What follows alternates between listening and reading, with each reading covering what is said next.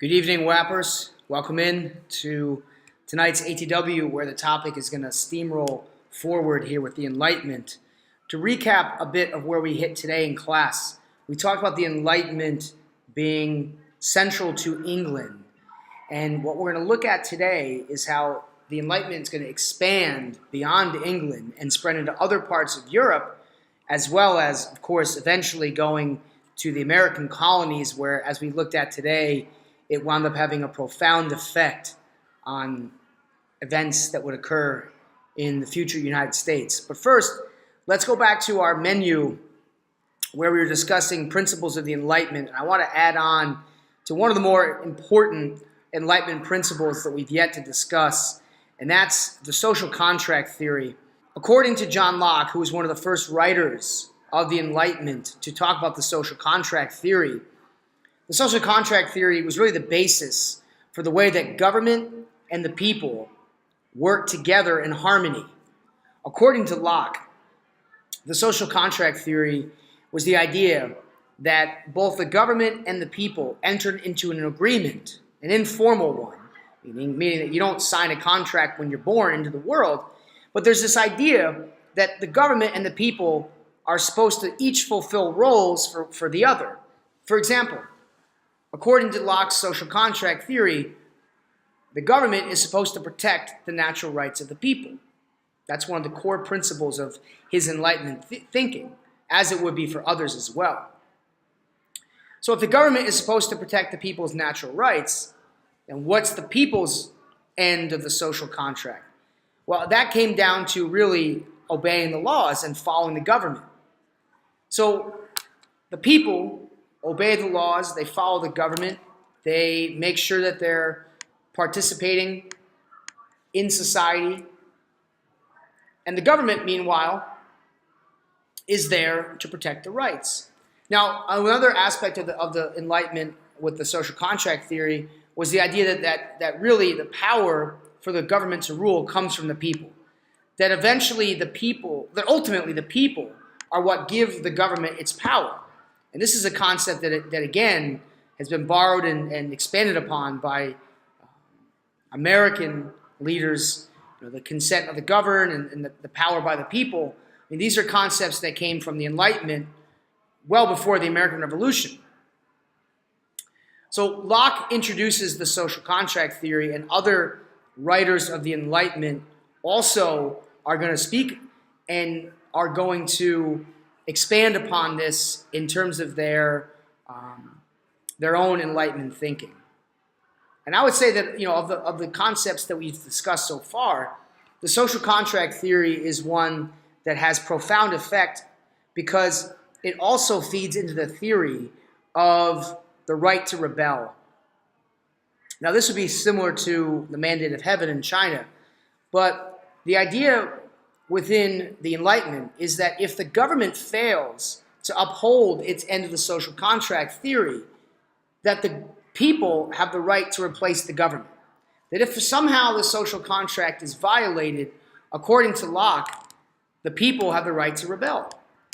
And again, that you can see a nice parallel with the mandate of heaven, but also be cognizant and be thinking about how within the Declaration of Independence, Thomas Jefferson and company authored a document where they listed out all the ways that the British Crown, the British government, had failed the people.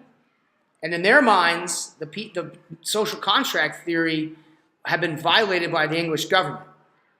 And when that terms of the social contract theory are violated, that gives people the right to rebel.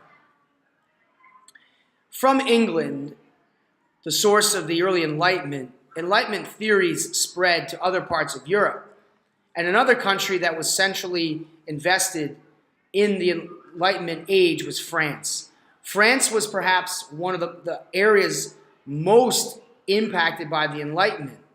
The Enlightenment caught on heavily in France, and it makes good sense as to why, because France was, after all, a country that had for so long been a part of absolutism. And within the context of France's absolutism, you have kings that wielded unbelievable power over the people. And so France becomes an area where there's a lot of people that begin to question the monarchy, and they question the church. And the Enlightenment catches on in France. And one of my favorite aspects of the French Enlightenment is the fact that there were these sort of meetings that took place in people's homes. And they were like meetings of intellectual Enlightenment people. And they would just come and sit around and talk and write. And this sounds, of course, today in our modern 21st century lifestyle like a complete snooze fest, I'm sure, to some of you.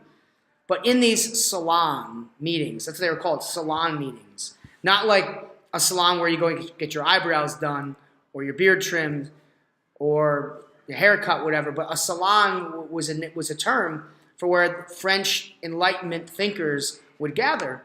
And they would get together to discuss ideas and argue about some of the concepts we've introduced, like the social contract theory, the state of nature, absolutism versus democracy, etc. That took place in these French salons.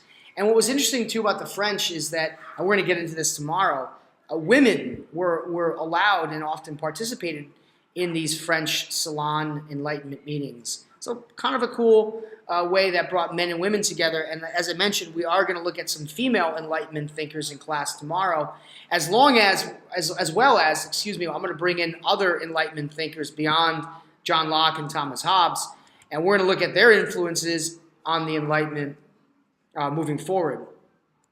And so really what I'll end on here is this idea of the Enlightenment being a great example of cultural diffusion in terms of the fact that the Enlightenment principles, a lot of them originated in England.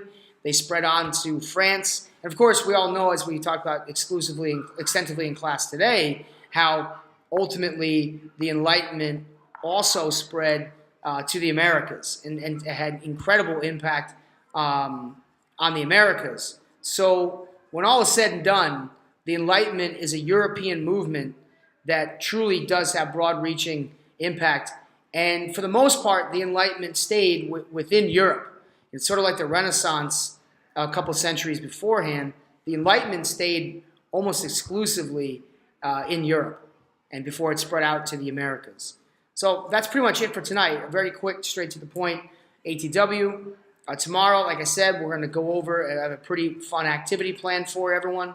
We're going to really focus on the Enlightenment further while taking a look at some critical Enlightenment thinkers, and it'll be matched up in groups and sort of working on the different Enlightenment thinkers and getting more in depth with how they've impacted future governments like here in the United States. So I'll leave you with that, Whappers. Have a great Monday, a good start to our week here, and I shall see you guys all tomorrow in class. Have a great night. As always, remember, the past shapes the future. Take care, Whappers.